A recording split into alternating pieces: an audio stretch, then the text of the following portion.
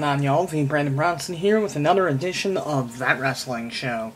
And unlike most editions of That Wrestling Show, I'm actually really happy going into this one.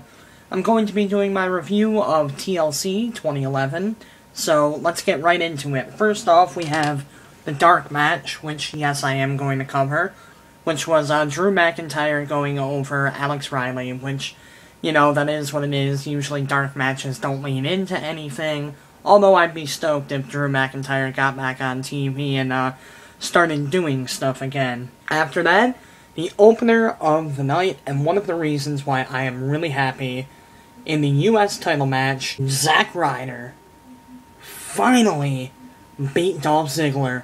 Woo woo woo, you know it. Now, I'm happy about this for two reasons. One, I've wanted Zack to get the title for a really long time, and I'm happy that his time has come. Second, I'm ecstatic that Dolph Ziggler lost the belt. It's not because I don't like him, but because now he can start going for a world title. Look at what happened when Miz dropped the belt. Within a couple of months, he was the WWE Champion. Technically, Dolph Ziggler has already won a world title, but that was for what? Couple minutes, couple hours. Dolph Ziggler needs to have a legitimate world title run, and it's about damn time that he has the chance to get that title run because he doesn't have the US title weighing him down. You can hold a belt for too long to where it starts to hurt you. Before we go into this match, I want to point out the next match. I want to point out the fact that, as far as I know, tonight was John Cena free. And, I don't know, I just thought that was really interesting. Anyways, the next match of the night, we had the tag team titles. Air Boom beat Epico and Primo to retain the tag team titles. I'm kind of surprised that they retained the belt, since Evan just came back from a suspension. So I thought that the WWE was going to punish them a little more, but, you know, it is what it is. After that, we had Randy Orton beating Wade Barrett in a tables match. First off, I want to say, I'm really surprised that that was as low on the card as it was. Usually Randy Orton is toward the top of the card. Sorry, I can't talk today. So to see him this low kind of surprised me. As far as the results of the match itself, I'm not surprised. I'm not thrilled. I mean, I like Wade Barrett, don't get me wrong, but I think he needs to spend some more time honing his craft before he can really be seen as a legitimate threat to the Intercontinental title, and definitely needs to spend a lot more time working on his craft before he can be seen as a legitimate threat to the world title again. Also, Wade, change your finisher. You have the lamest in wrestling history. Okay, maybe not in wrestling history, but the lamest out of anyone currently on the roster. Get a better finisher, Wade. After that, Divas title match. Beth Phoenix beat Kelly. Honestly, who cares at this point? The WWE's Diva division is terrible. Beth Phoenix is one of the only good members of their Diva roster.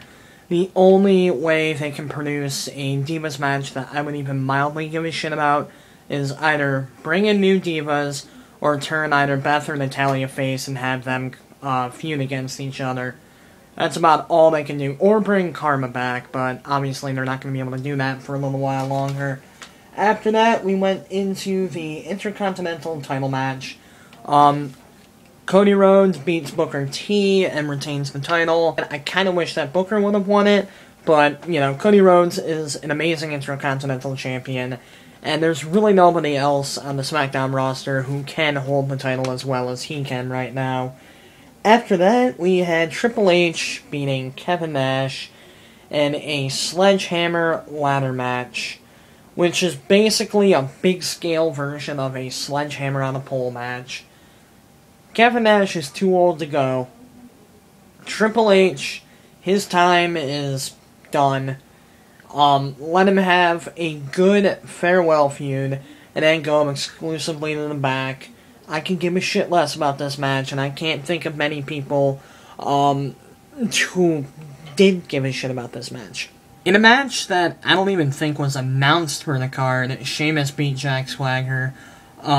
Which, you know, like, if you're gonna have a match like that, build it up, because Sheamus and Jack Swagger are two people who could, become the future of your company, and you're just like, you know, oh, by the way, we're throwing this match on there last minute. That complaint out of the way, I'm happy that Sheamus won. I like Sheamus a lot more than Kurt Angle Jr., so, yeah, that match happened. So, technically, this was the main event, but I'm going to talk about this match first, because I have less to say about it than the other main event, the sub-main event, whatever the hell you want to call it. But in the main event, CM Punk beats Alberto Del Rio and The Miz in a triple threat ladder match to retain the WWE title. I was worried for a while that CM Punk was going to lose the match, thus making it, like, what, the millionth time the title has changed this year. But I'm happy that CM Punk won the belt. CM Punk needs to hold the belt for a while, because I'm tired of there being a new WWE champion every fucking week. And then we have the match I have been waiting to talk about. Less because of the match, and more because of what happened afterward. In a chairs match, The Big Show beat Mark Henry to become the new World Heavyweight Champion. Now, that in itself, I'm happy about for two reasons. One, Mark Henry's been working pretty banged up for a while, and the guy needs a rest. I mean, he had a hell of a run. He made a believer out of me. I was one of the biggest anti-Mark Henry guys for a while, but I'm actually a fan of the guy now.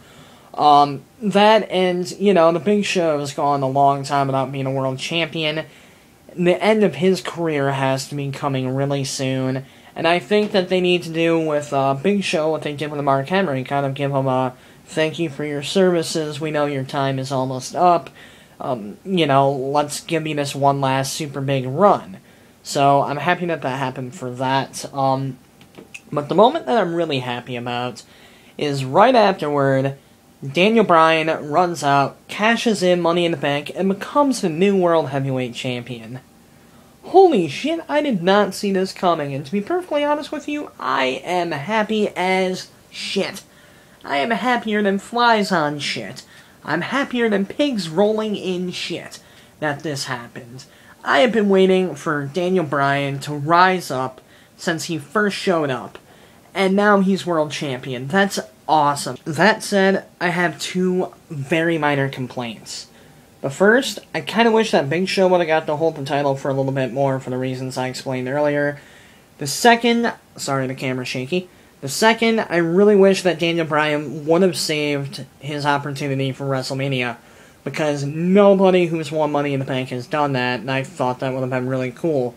But holy shit, Daniel Bryan is the world fucking champion, man! In conclusion, I can't really speak about match quality because I didn't get to order the pay-per-view. Even if I had the money, I probably would have spent it on something else because it's not one of the big pay-per-views and I wasn't expecting the results to make me this happy, but TLC was, in my opinion, at least results-wise, the best pay-per-view since Money in the Bank.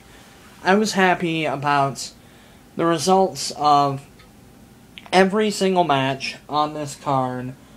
Even the matches I didn't really give a shit about, like, I was happy that it went the way it did.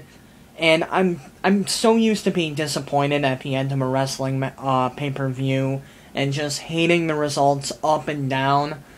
So it was a nice change of pace to be able to be, like, excited to make a happy video, like, where I'm celebrating. I don't get to do that enough when I do That Wrestling Show's, reviews, of pay-per-views, and I'm happy that I got to do that for once. And that about does it for this episode. Be sure to subscribe, like this video, leave a comment letting me know what you thought of TLC 2011. And also, I have a bunch of stuff that I need to announce. So I'm going to be making an announcement video in probably in about half an hour. So be sure to keep an eye out for that, because there's going to be a bunch of exciting shit happening here. For right now, though, TheBrandonBrownson, signing out.